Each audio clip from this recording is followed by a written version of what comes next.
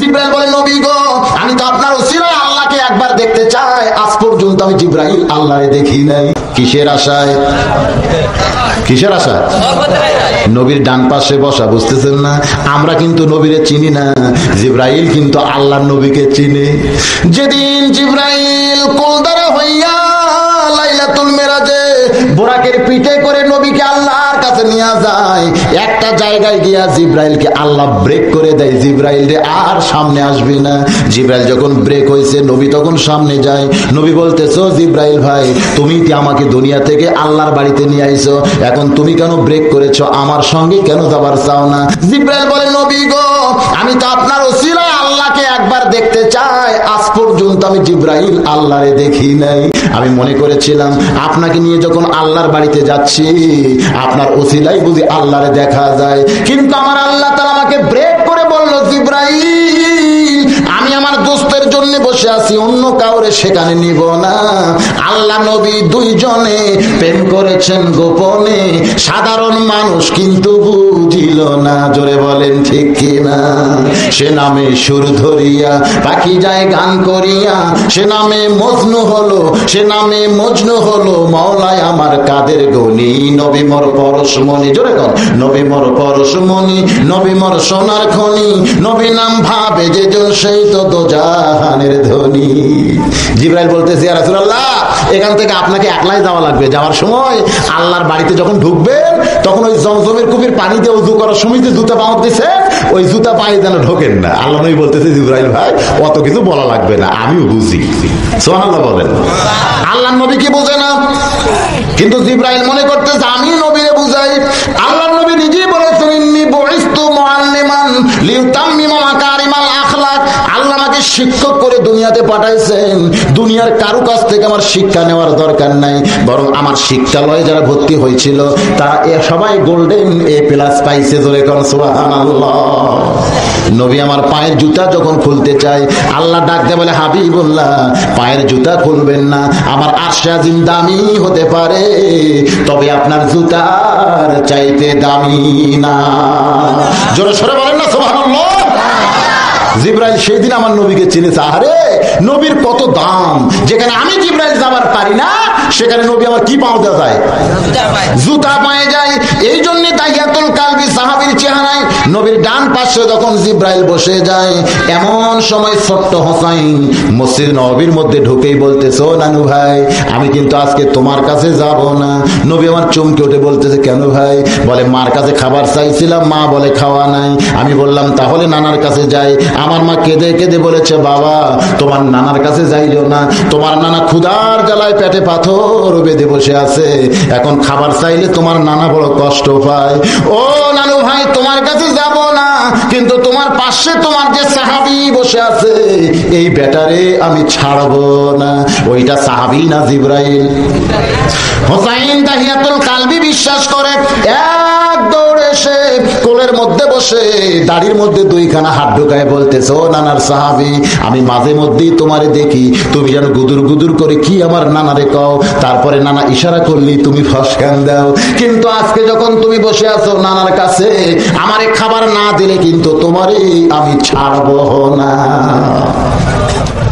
নবী আমার চমকে উঠছে, কারণ হোসাইন যার কাছে খাবার চাই সে কেডা? জোরে বলেন কে? কিন্তু হোসাইন দাহিয়াতুল কালবি বিশ্বাস করে বারবার যখন খাবার চায়, আপনারা বলেন ফেরেশতা কি খায়? কোন খাবার কিছু কি ফেরেশতাদের কাছে আছে?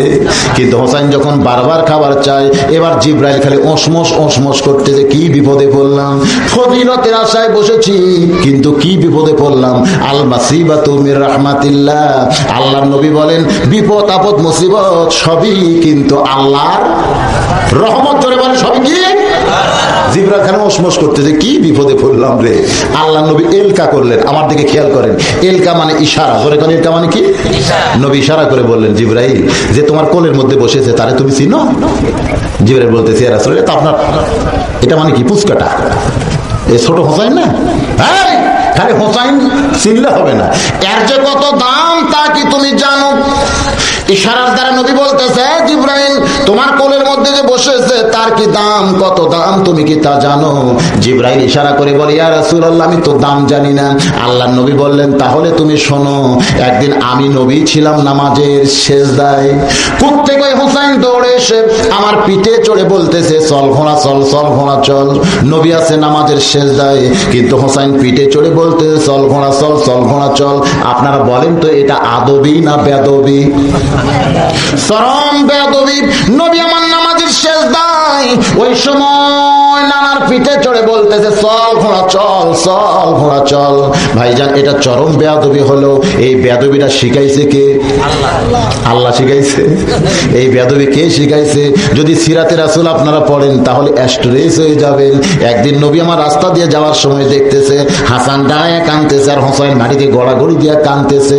আল্লাহর নবী বলেন, কে রে হাসান, তুইও কান্দিস, হোসাইনও কান্দে, ব্যাপারটা কি? তবে তোর কান্দার একটা সাইজ আছে, হোসাইনের কান্নার তো কোনো সাইজ নাই। মানে একজন দাঁড়িয়ে কাঁদতেছে, কান্দার সাইজ আছে না নাই?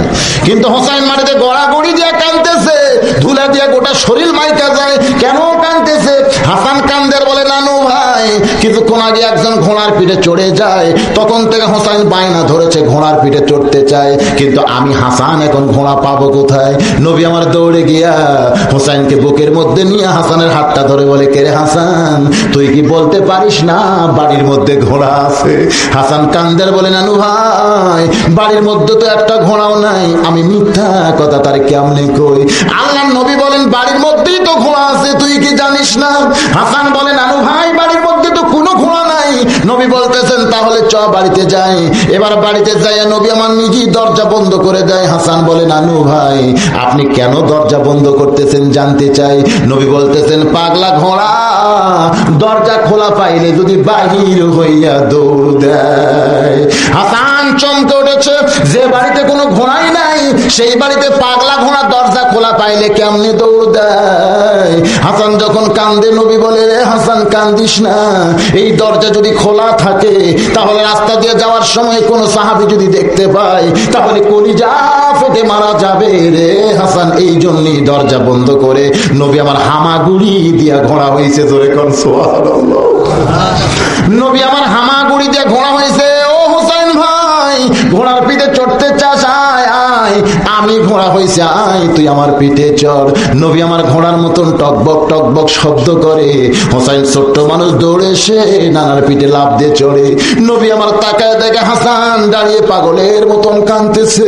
নবী বলতেছে, হাসান রে, এই ঘোড়া যদি তোর পছন্দ হয় তাহলে ঘোড়ার পিঠে চড়, আর ঘোড়া যদি তোর পছন্দ না হয় তাহলে দাঁড়িয়ে কান। এমন কথা আল্লাহর নবী বলেছেন। না চললেও নানাকে পছন্দ করা হয় না। এখন হাসান কি করবে? বিপদে পড়ে মন চায় না, তারপরেও নানার পিঠে যখন চড়ছে, এবার হোসেন বলতেছে, ও হাসান ভাই, এত সুন্দর ঘোড়া পাইছি, কিন্তু ঘোড়ার